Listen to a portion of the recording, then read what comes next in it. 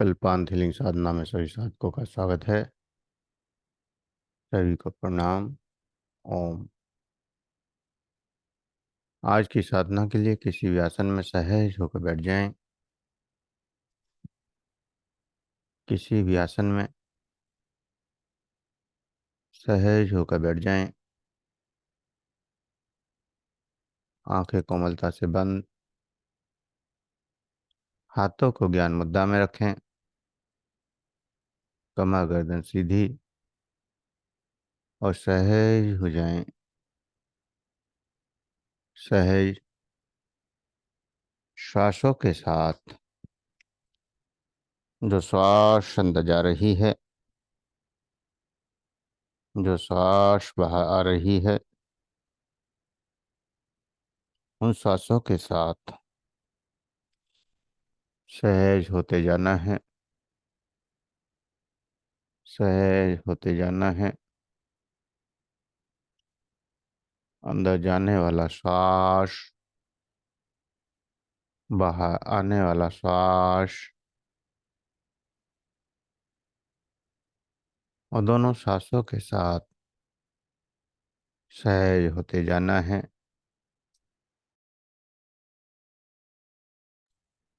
सहज होते जाना है। दोनों सांसों के साथ सहज होते हुए चक्र साधना की ओर बढ़ते हैं। चक्र साधना, कुंडली जागरण साधना। अपनी चेतना शक्ति को मूलाधार चक्र पर ले जाएं। चक्र साधना या कुंडली जागरण नीचे से ऊपर की यात्रा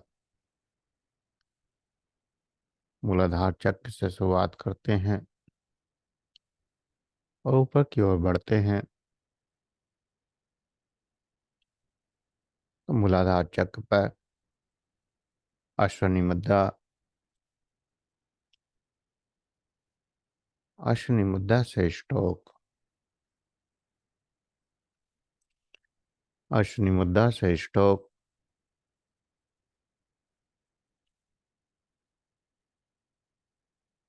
मूलाधार चक्र पर और मूलाधार चक्र पर ऊर्जा की जागृति सर्प के रूप में पहले सर्प उस तत्व और उसके बाद दूसरा सर्प जागृत होता है, वो स्त्री तत्व। और ये दोनों सर्प सुप्त अवस्था में शिव तत्व या शिवलिंग, सूक्ष्म नाड़ी या मूलाधार से आज्ञा चक्र तक जाती है, वहां तक शिवलिंग के रूप में या शिव तत्व के रूप में कह सकते हैं विराजमान है। उस पर दो सर्प सुप्त अवस्था में लिपटे हुए सोए हुए हैं। जैसे ही अश्विनी मुद्रा से स्ट्रोक शुरू करते हैं, पहला सर्प उस तत्व जागृत होता है और ऊपर की ओर उठता है। उस तत्व की ऊर्जा जागृत होते ही इसी तत्व दूसरा सर्प नागिन या फिर ईड़ा, वो भी ऊर्जा जागृत हो जाती है और वो उसके क्रॉस बनाती हुई ऊपर की ओर उठती है। और दोनों सर्प ऊपर की ओर बक्काकार गति, लेफ्ट से राइट, राइट से लेफ्ट होते हुए हर चक्र पर मिलते हुए ऊपर की ओर बढ़ते हैं। पहला मिलन स्वादिष्टान चक्र पर, दूसरा मणिपुर चक्र, तीसरा हृदय चक्र, चौथा कंठ चक्र, और अब आज्ञा चक्र पर।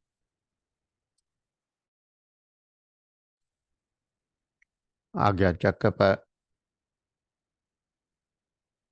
दोनों ऊर्जाओं का मिलन, इगला पिघला की यात्रा,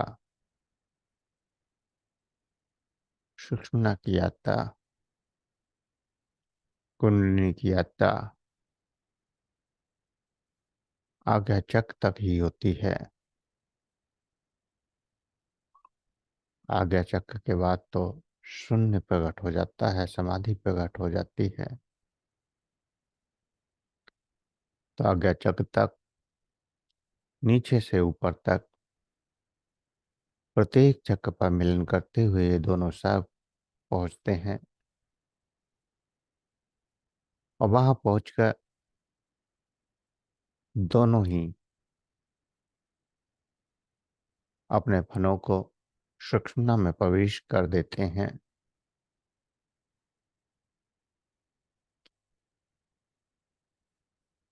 जब आप लगातार साधना करते हैं तो आपकी सांसों की गति सुषुम्ना में प्रवेश कर जाती है। आप देखते हैं कि आपका एक स्वर 1 से 1.5 घंटा चलता है और फिर श्वास बदल जाती है, पहले लेफ्ट से या राइट से। तो जो भी स्वर आपका चल रहा होगा, 1-1.5 घंटे बाद उससे दूसरा स्वर चल रहा होता है। लेकिन जो साधक कुंडली जागरण कर लेते हैं और आज्ञा चक्र तक इस ऊर्जा की पूर्ण जागृति कर लेते हैं, उनके दोनों स्वर लगातार चलते हैं, क्योंकि उनकी ईड़ा पिगड़ा ऊर्जा सुषुम्ना में प्रवेश कर जाती है, उस शिव तत्व में या शिवलिंग में प्रवेश कर जाती है। नीचे से सर्प उठते हुए, क्रॉस बनाते हुए प्रत्येक चक्र पर, आज्ञा चक्र में जैसे कोई शिवलिंग एक पाइप के रूप में वहां तक पहुंचा और उस पाइप के अंदर दोनों सर्प प्रवेश कर गए। अब श्वास लगातार दोनों श्वास से बराबर आता है। पूरे दिन 24 घंटे सूक्ष्म नाड़ी में श्वास चलता है। किस कोई योगी सिद्ध है या नहीं है, आप इस बात से भी पता कर सकते हैं, या आपकी साधना आगे चक तक पहुंची है या नहीं पहुंची है। इस बात से भी आप पता कर सकते हैं कि आपकी श्वास सुषुम्ना में कितनी देर चलती है। अगर लगातार सुषुम्ना में चलती है तो आपकी पूर्ण जागृति हो चुकी है, आपके सभी चक्र जागृत हो चुके हैं। नहीं तो अभी चक्रों में कहीं ना कहीं रुकावटें हैं। तो ये ऊर्जा का अनुभव, ऊर्जा मूलाधार से ऊपर की ओर उठती हुई दोनों दिशाओं में, लेफ्ट से राइट, राइट से लेफ्ट, दोनों ऊर्जाएं सपका गति करती हुई आगा चक्र तक पहुंच रही हैं। पूरा ऊर्जा को नीचे से ऊपर की ओर उठता हुआ महसूस करें। ऊर्जा की तरंगें उसी सपका गति में नीचे से ऊपर की ओर उठ रही हैं, आगे चक्र में पहुंच रही हैं। आगे चक्र प्रबल ऊर्जा का चक्र और ओम का जागरण, आत्मा, चेतना या गुरु या परमात्मा, कुछ भी नाम दें, अनंत ऊर्जा की शुरुआत आज्ञा चक्र से। जहाँ तिलक लगाते हैं, जहाँ बिंदी लगाते हैं, उस बिंदु पर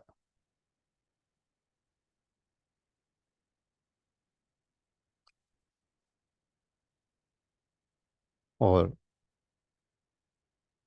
तीनों नाड़ियां एक हो जाती हैं, इगला पिघला। चंद्र नाड़ी या सूर्य नाड़ी या फिर नाग नागिन, कुछ भी ऊर्जा का नाम दे सकते हैं। और ये केंद्रीय शिव तत्व, शिवलिंग या फिर सूक्ष्म नाड़ी इसके अंदर प्रवेश कर जाती है, और प्रवेश करते ही सर्वोच्च स्थिति में चेतना पहुंच जाती है। गहरी समाधि लगनी शुरू हो जाती है। व्यक्तित्व विशाल हो जाता है, अलौकिक हो जाता है, संपन्नता प्राप्त होती है।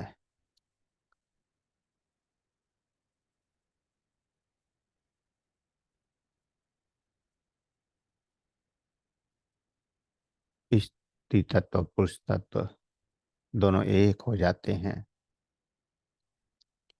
प्रकृति और ब्रह्मांड की ऊर्जा सब एक हो जाती हैं। ज्ञान, बुद्धि, मन अब यह काम खत्म कर देते हैं। यह इनकी नहीं चलती। ऊर्जा अगर ज्यादा सक्रिय है तब विशाल गहरी समाधि में लंबे समय तक ठहर पाते हैं और अनंत का अनुभव करते हैं।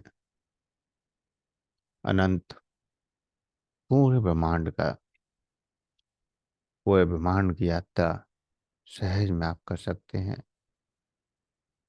इस आज्ञा चक्र में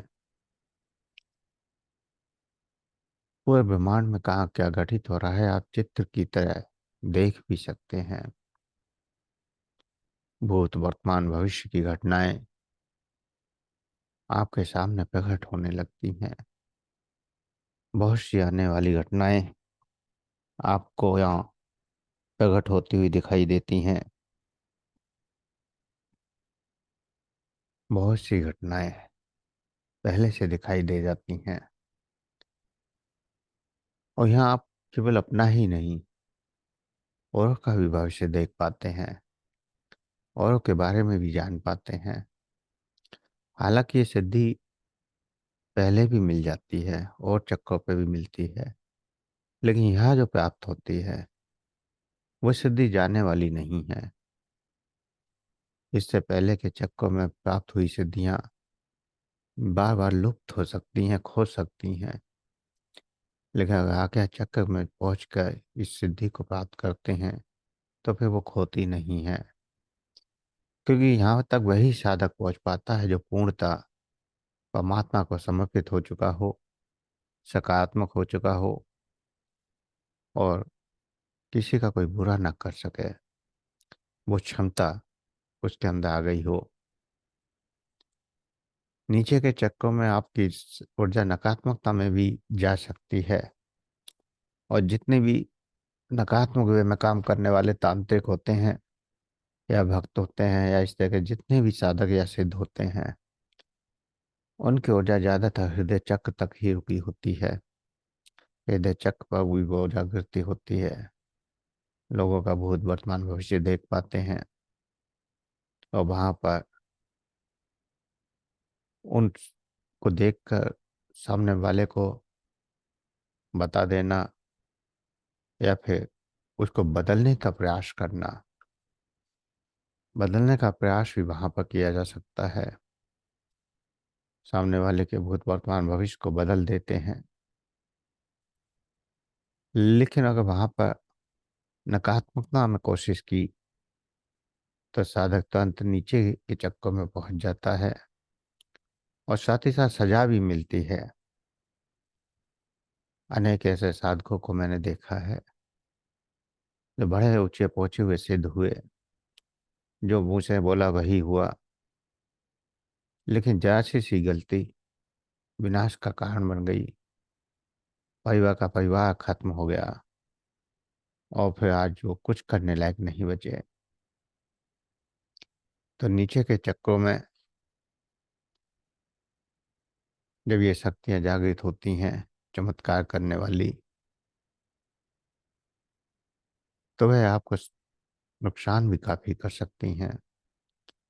लेकिन जब साधना आज्ञा चक्र तक पहुंच जाए तो आप किसी का नुकसान कर ही नहीं सकते। अगर आपके मन में अब भी कहीं नकारात्मक भाव होगा तो आज्ञा चक्र तक नहीं पहुंच सकते। आज्ञा चक्र में पूर्ण सकारात्मकता वे में ही पहुंचा जा सकता है। दूसरा, आप किसी के लिए भी ये भी प्रयास नहीं कर सकते कि इसका कुछ बुरा हो। आपका भाव, आपकी इच्छा शक्ति केवल सकारात्मकता वे में बहती है, या यूं कहें कि आपकी इच्छा शक्ति परमात्मा की इच्छा में बहने लगती है, तो ज्यादा बेटर होगा। जो कुछ करता है वो परमात्मा करता है, जो हो रहा है वो उस परमात्मा की इच्छा से हो रहा है, और जो होगा वो भी उस परमात्मा की इच्छा से होगा। स्वयं का कर्तापन वहां खत्म हो जाता है। किसी को शुभाशीष भी देते हैं तो एक ही शुभाशीष, परमात्मा अच्छा करे, परमात्मा खुश रखे, इस तरह के आशीर्वाद, और इससे ज्यादा कुछ भी नहीं। तो ये अनंत ऊर्जा की जागृति, आज्ञा चक्र में पूरे ब्रह्मांड का दर्शन, आज्ञा चक्र में आज्ञा चक्र की अनुभूति, कुंडली जागरण की अनुभूति, दिव्य दर्शन, सभी देवी देवताओं के दर्शन, पितरों के दर्शन, संत महात्माओं के दर्शन, गुरुओं के दर्शन, और भी दिव्य तत्वों के दर्शन यहाँ हो जाते हैं। और यहाँ पर केवल आप इस पृथ्वी तत्व को ही नहीं देखते, केवल पृथ्वी पर जो है वो ही नहीं देखते, बल्कि अनंत और ऐसी पृथ्वियां इस ब्रह्मांड में विचरण कर रही हैं, आप उनको भी देख सकते हैं, वहां तक भी पहुंच सकते हैं। अनेक बार ऐसी घटनाएं इस ब्रह्मांड में घटती हैं, दूसरी पृथ्वियों पर भी हलचल होती है, वहां क्या घट रहा है उसका भी एहसास यहाँ होता है। तो इस सारे संसार की जो कुछ भी इस ब्रह्मांड में है, वो सब इस आज्ञा चक्र में आप जान सकते हैं, देख सकते हैं। प्रकृति के समस्त रहस्य यहाँ खुल जाते हैं। निरंतर यहाँ ठहरने पर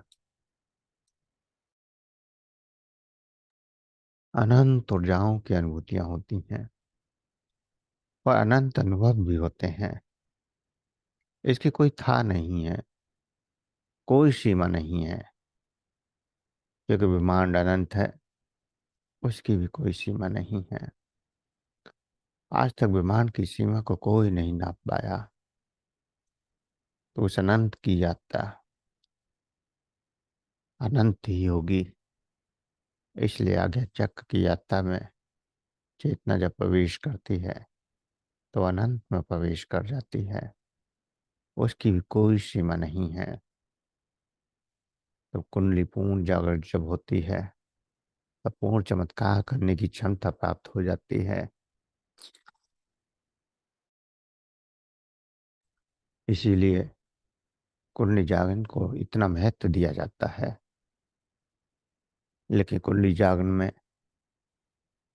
क्या क्या घटनाएं घटेंगी ये कोई नहीं बताता, क्योंकि स्वयं ही इस अनुभव को जब तक नहीं कर लेते तब तक आप किसी को कुछ नहीं बता सकते। वरना कल्पनाओं में तो, जैसे मैंने आपको बताया, और आप कल्पना में महसूस करने लगे कि हाँ मेरी कुंडली जागृत हो गई है, उससे कोई फायदा होने वाला नहीं है। और ज्यादातर कल्पना में ही जीते हैं। सत्यता में अनुभव करना इतना आसान नहीं है। बिना किसी कल्पना के जब ये घटनाएं घटती हैं, तब रियल में जब कुंडली जागृत होती है, तो आप देखेंगे कि आपकी सूक्ष्म नाड़ी चल रही है। ना तो बाएं से श्वास रुकता है ना दाएं से। 24 घंटे लगातार दोनों से बराबर श्वास चलता है। और ये श्वास इतना विशाल होता है कि इसकी यात्रा नाभि तक होती है।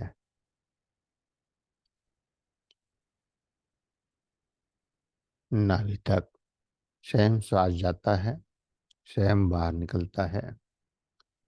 वो ये अजपा जाप भी कहलाता है। उस परमात्मा का अजपा जाप, जैसे हम सोहम, ओमकार, अहम ब्रह्मस्वामी, इस तरह के अजपा जाप करते हैं निरंतर। तो जब सुषुम्ना में ऊर्जा प्रवेश कर जाती है तो इस श्वासों के द्वारा अजपा जाप स्वयं चलता रहता है। किसी मंत्र को करने की जरूरत नहीं है। परमात्मा का स्मरण, परमात्मा का नाम, क्योंकि उसका कोई नाम नहीं है, केवल एक ऊर्जा है। सांसों की तरह सांस अंदर जा रही है, बाहर आ रही है। परमात्मा का नाम निरंतर चल रहा है, लगातार उसका ध्यान चल रहा है, लगातार उसका मंत्र चल रहा है। उस मंत्र में कोई शब्द नहीं है, क्योंकि परमात्मा के लिए भी कोई शब्द नहीं है। तो अद्भुत ऊर्जा, आज्ञा चक्र में जागृति, अद्भुत यात्रा, अद्भुत अनुभूतियां, सर्पों की यात्रा, इगला पिघला की यात्रा, चंद्र नौरिया सूर्य नाड़ी की यात्रा, मूलाधार से उठकर आज्ञा चक्र पर पूर्ण होती हुई, और प्रत्येक चक्र पर ऊर्जा रूपी चमक, बीच बीच में जैसे कोई दो लड़ियां लपेट कर सर्पाकार रखी जाएं और बीच बीच में उनके बल्ब लगा दिए जाएं। ऊर्जा या लाइट नीचे से ऊपर की ओर जाती हुई दोनों में, और बीच बीच में जो रिक्त स्थान है, बिंदु हैं जहाँ मिलते हैं, वहाँ नीचे लाल रंग का बल्ब, फिर दूसरा ऑरेंज कलर का, फिर तीसरा येलो कलर, फिर चौथा पिंक कलर, फिर अगला लाइट ब्लू, और फिर वाइट कलर, वाइट ऊर्जा, जहाँ सब रंग खो जाते हैं। सभी कलर इस वाइट कलर में समाहित हो जाते हैं, और वाइट कलर में सभी कलर होते हैं। सारा संसार एक चमकदार प्रकाश में प्रवेश होता हुआ दिखाई देता है। पूरे ब्रह्मांड का दर्शन इस आज्ञा चक्र में, अद्भुत अनुभव। पूरे कल्पांत मंडल का अनुभव भी यहाँ होता है कि ये कल्पांत मंडल कितना विशाल है, कितने योगी, कितने संत अनेक रूपों में आज भी लगातार तप कर रहे हैं, लगातार साधना कर रहे हैं, और कुछ तो हजारों लाखों वर्षों से निरंतर साधना में बैठे हैं। आज भी साधना भी चल रही है, और आज भी इस पृथ्वी पर रूप धारण करके वो घूम रहे हैं, शरीर धारण करके घूम रहे हैं। अद्भुत उनकी लीलाएं हैं, अद्भुत उनकी महिमाएं हैं। कब वो किस रूप में दर्शन देते हैं, कोई नहीं जानता। कब वो आकर क्या कृपा बरसा जाए, कोई नहीं जानता। अनेक रूप, अनेक चमत्कार ये ऊर्जाएं करती रहती हैं। आते हैं, दर्शन भी देते हैं। कई बार पता भी नहीं चलता कि कौन दर्शन दे गया, और कई बार तो विशाल ऊर्जाएं विशाल आशीर्वाद देकर जाती हैं। परमात्मा अनेक रूपों में आशीर्वाद देकर जाता है। उसके आशीर्वाद की महिमा कोई नहीं जानता। अनंत भीड़ में कब वो किस रूप में आ जाए, कब आपके सर पर हाथ रख जाए, या किसी और रूप में वो आशीर्वाद दे जाए, कोई नहीं जानता। कई बार हम सोचते हैं कोई साधारण आदमी होगा जो इस भीड़ से आया, वो चला गया, कोई नहीं पहचान पाता। उसकी अद्भुत लीला को एक सिद्ध पुरुष ही समझता है, एक सिद्ध पुरुष ही जान पाता है। उस परमात्मा के प्रेम को, उस परमात्मा के रूपों को,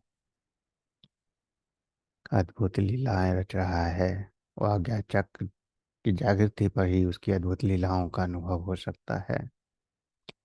अद्भुत अनुभव, अद्भुत भाव, इन भावों में डूबते चले जाना है, इन भावों में खोते चले जाना है। परमात्मा से मिलन, परमात्मा की अनुभूति, क्योंकि भाव यहीं तक कार्य कर रहे हैं। जो प्रेम की अनुभूति है, जो आनंद की अनुभूति है, जो शांति की अनुभूति है, यहीं तक सीमित है। क्योंकि समस्त ऊर्जाएं विलीन हो जाती हैं। इससे आगे तो फिर शून्य बचता है। शून्य की कोई यात्रा नहीं है, शून्य की कोई सीमा नहीं है, और शून्य का कोई एहसास भी नहीं है। तो जितने भी अनुभव हैं वो सब इस आज्ञा चक्र तक ही संपूर्ण सिद्धियां पूर्ण हो जाती हैं, संपूर्ण अनुभव पूर्ण हो जाते हैं। अद्भुत महिमा, अद्भुत लीला और अद्भुत अनुभव, अद्भुत भाव। बस इन भावों में, इस आनंद में, इस शांति में, इस परम ऊर्जा में खोते चले जाएं, खोते चले जाएं, खोते चले जाएं, खोते चले जाएं।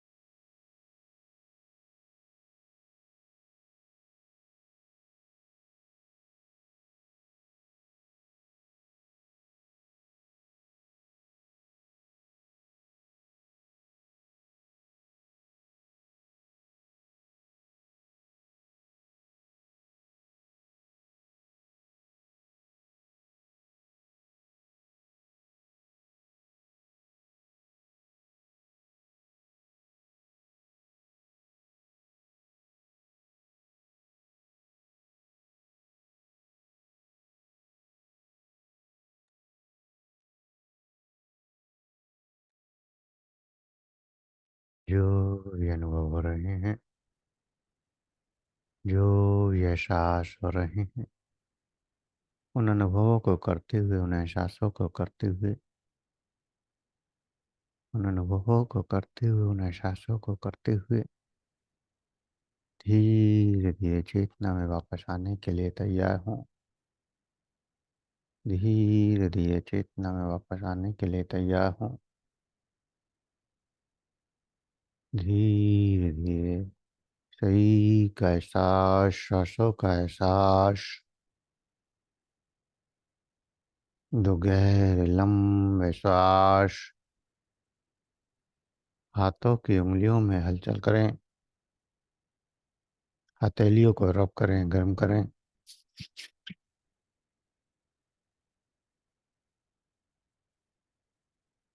आंखों पर लगाएं, चेहरे पर लगाएं और धीरे धीरे आंखें खोलते हुए चेतना में वापस आ जाएं।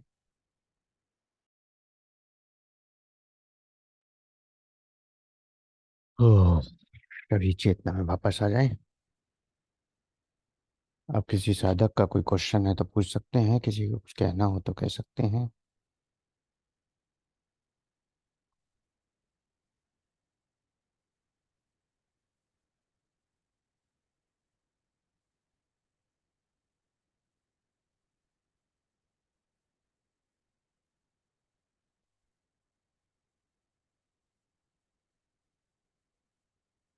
किसी साधक का कोई क्वेश्चन हो तो पूछ सकते हैं, किसी को कुछ कहना हो तो कह सकते हैं।